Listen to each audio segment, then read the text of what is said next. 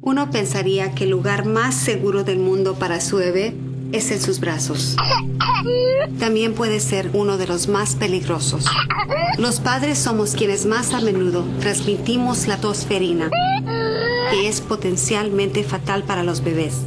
Pregunte hoy sobre la vacuna contra la pertusis para adultos, porque su bebé podría estar así de cerca de contagiarse.